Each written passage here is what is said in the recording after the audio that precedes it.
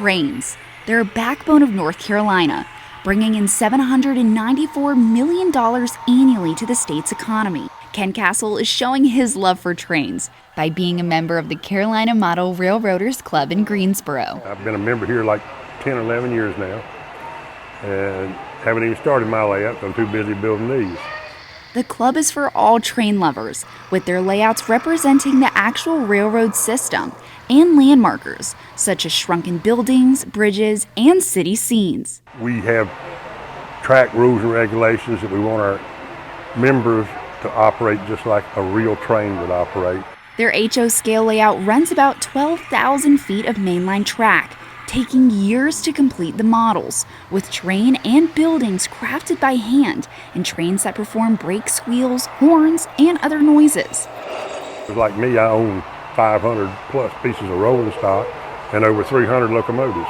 In the mid-1800s, tracks were laid across the state to help transport supplies and passengers. Greensboro's nickname is the Gate City. It got that nickname from being a crossroads for trains in the state of North Carolina. The realism of the layouts, along with artifacts and a library, help tell the history of the tracks and inspire a new generation of train enthusiasts. It really is amazing to see a kid when they walk in here. It's like, wow, look at that. To punch their ticket on the Learning Express.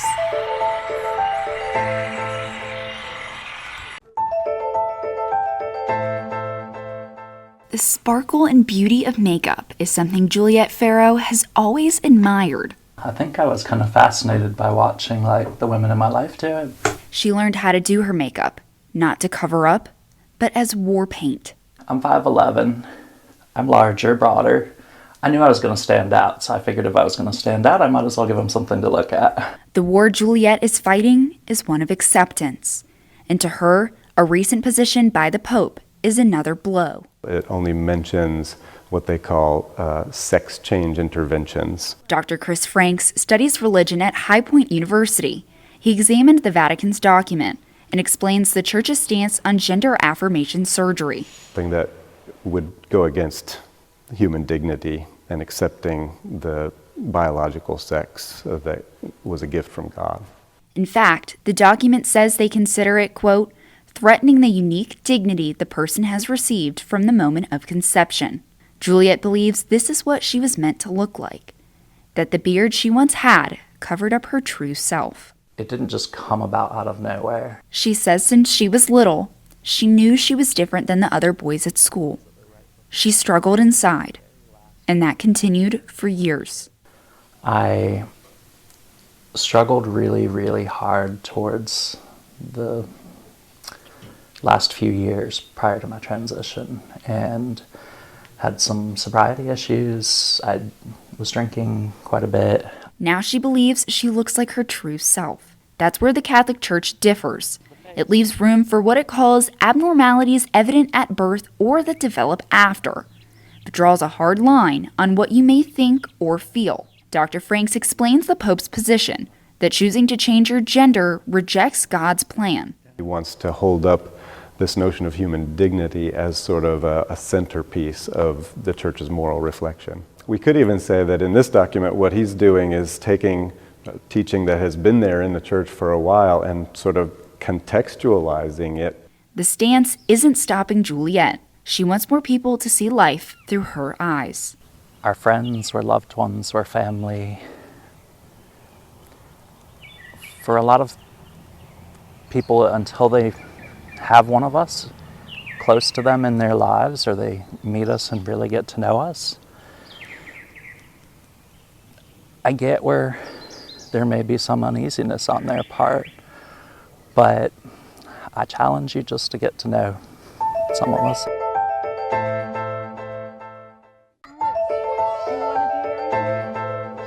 Betsy Rodriguez learned from an early age the struggles of childcare after having her daughter at 18. I had to work 2 jobs just to be able to afford childcare, which back then was $800 a month. She knew she wanted to open her own one day after learning about the issues of affordability and overcrowding in childcare classrooms. She opened Kinder Mission Foundation in High Point in 2018. I love early childhood education because we are the underdogs when it comes to education. Rodriguez even created a scholarship to help families that couldn't afford tuition to attend her center. When families are required to stay within a certain income limit, then that keeps families in poverty. And keeping families in poverty limits the resources that children can have. But she says due to extra federal funding ending, she had to require everyone to pay market rate, losing around 20 families in the process. A recent statewide survey showed this could just be the beginning. At the end of June, child care stabilization grants will end as the pandemic-era funding runs out, which could result in more than 15,000 child care facilities across the state to close and 91,000 child care slots to be impacted, as well as the loss of teachers and raised fees for families. The issue is that in order to get the grant, we had to provide proof that we were increasing wages.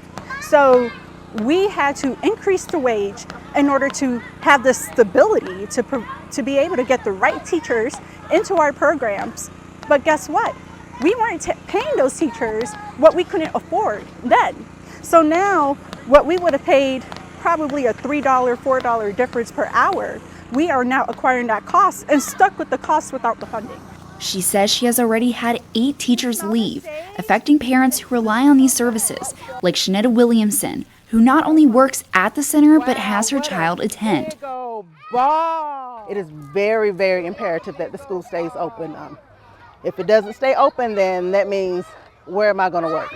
What am I going to do with my child when I have to go to work?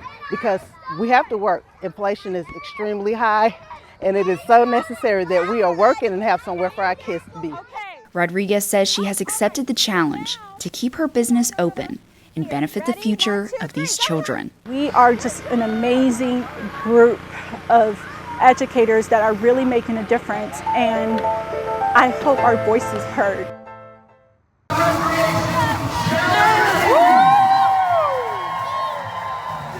The Panthers. It's Brian Hyatt's favorite football team. And he's all about sports all the time. And when he's not bowling or watching sports, he's working at one of his 2 jobs in the concession stands at NC Fusion. I watched little kids play soccer. When the 25-year-old isn't watching sports, he's playing them. Getting to live out his NFL dream. Hike. As a player on the Greensboro Panthers Challenger League team. Come on! An organization for kids and adults with varying abilities to play flag football and cheerlead. Think the ball down. That's me. This is the 19th year of the league, with 9 teams competing across North and South Carolina during the season. And after the regular season comes the big game. Y'all ready for this? At the Panthers practice facility in Charlotte, getting to run through the tunnel and hang out with Sir Purr and members of the Spirit Squad. Hyatt gets to live out his dream on the field where his favorite team practices, especially number 9, Bryce Young, the Panthers' new quarterback. You're good, Gary. David Cook has been with the Greensboro Panthers Challenger League for 3 years and enjoys seeing the kids live out their fantasies. To be out here, to see them so happy, it's just, it's such a fulfilling feeling. He says the league is also a big deal for the players' biggest fans, the parents. Great outlook for parents to have that respite and see their kids be successful from a parental standpoint.